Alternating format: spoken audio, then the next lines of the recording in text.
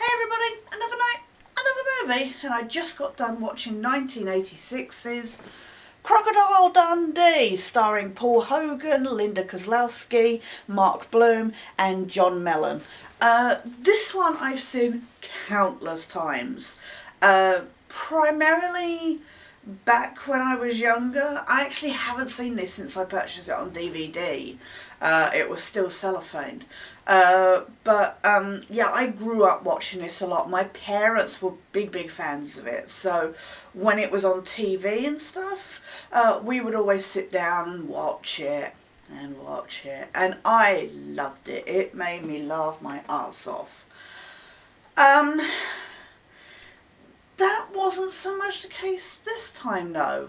I assume I'm growing cynical with age, which I guess I should have guessed from a lot of the movies I've been watching lately. But for those who don't know, it tells the tale of Mick Dundee, Mick Crocodile Dundee, played by Paul Hogan, who's become renowned primarily where he lives, but his story has reached to New York City of him being attacked by a crocodile and surviving to tell the tale and killing the croc. Now, as is the way, especially in small communities, and that the story has kind of taken on a life of its own, where, you know, it's now telling the tale that he lost his leg in the encounter and stuff like that. Anyway, this New York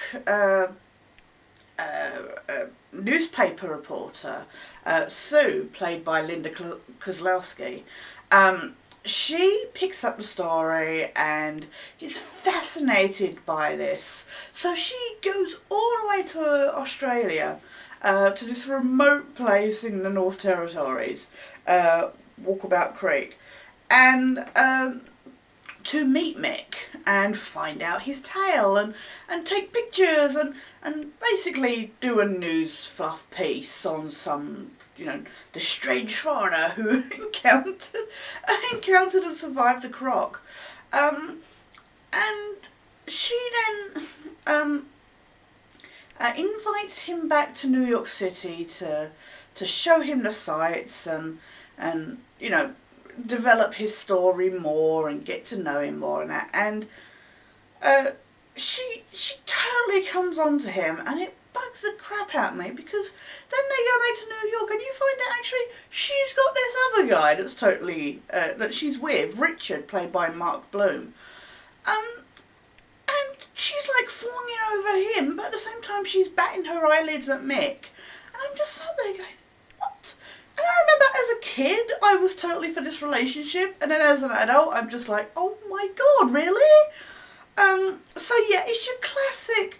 You have that, you know, the beginning bit, and then about half hour in, it turns into a fish out of water. I mean, it's a kind of a fish out of water story when she's there, but she doesn't have, in Australia, but she doesn't have the problems that Mick does once he goes to New York.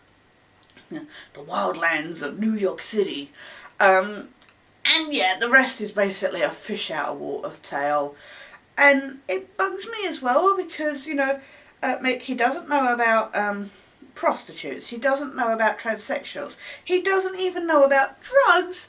And yet, Sue says at one point about feeling like Jane to his Tarzan, and he knows exactly what she's talking about. And I'm like, how does he not know what drugs are, and yet he knows like comic book references and stuff. So yeah, that was a little nitpick. It was just something that got to me. But yeah, it's your classic out of fish out of water story, and at times it feels a little offensive. I mean, it's funny on one level, but there were a couple of little bits I was just like, okay, I can't explain. I don't know what it was. There was just some bits that bugged me. I didn't find it as laugh out loud funny as when I was a kid, and I think that's interesting, because I have such good memories of watching this movie, and maybe it's those memories that just like kind of, because I didn't have the same experience this time, that made it not such a good watching experience for me. Don't get me wrong, it's still a watchable movie. It's still fun to watch. If I'm right, I don't think this is as good as the second one. We'll find out tomorrow. But yeah, I really hate this whole Sue and Richard is a total sleazebag, and if anybody who's been paying attention knows, I hate sleazebag characters. And I just don't get why she's, and at the very end, like she accepts Richard's like wedding proposal right near the end, and it goes, oh, you know what? Actually, I don't think I'm, and the movie ends with her going, no, I want to be with you, Mick, I love you, and then they kiss, and that's it. That is the final shot of the movie. And I'm just sat there going, because to be honest, I didn't really feel that chemistry between them.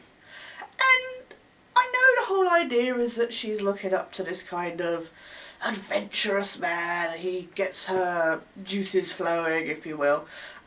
That it's the unknown and all that stuff you're supposed to see her attracted to, which makes her completely shallow, but you know, this is 1980s, so whatever. I guess, you know, women need to be protected by the adventurous men. No, I did not like her character at all. I found her really manipulative. Paul Hogan was excellent. I know he wrote... he did the original story and then worked on the screenplay for this with some other writers. So it's nice to see, you know, a story from him that he then like was in, kind of thing. But yeah, I remember the 80s when Paul Hogan was big. Yeah, it's not a bad movie. It's not even average. It's just slightly above that. But I just did not enjoy it as much as I did growing up. And I don't know what that says about me, about what that says about changing times and stuff. I mean, obviously, when I saw this, you know, start of the 90s kind of thing, this was a big hit and stuff. So I guess maybe that was that. I don't know. I can't really say. It's enjoyable to watch, but it's not as laugh out loud funny as I remember. I'd give it at least a 6 out of 10, maybe 6.5, but I unfortunately cannot give it more, because it's very middle of the road, and it's not a story that we haven't seen, you know, tons of times before. It's nice to see them go to Australia for a change, and I enjoyed the character of Wally and Mick and stuff, but other than that, yeah, it's just a bit, when you look at it deeply, it's a little shallow. But if you're looking for mindless, something you don't have to think about too much and that, and nothing offensive, please do check out. If you haven't already, it's at least one to check out. Please, yeah, do check out 1986's Crocodile Dundee. That was the movie for tonight. We'll be back again tomorrow with Crocodile Dundee 2. For now though, guys, apologies for the lack of videos last week. I was not feeling up to doing these, and there are certain considerations I'm making at the moment to possibly cease doing these, just because it's getting too stressful. And I'm sorry, I've got really blocked nose at the moment. It's really getting in my sinuses. Sorry.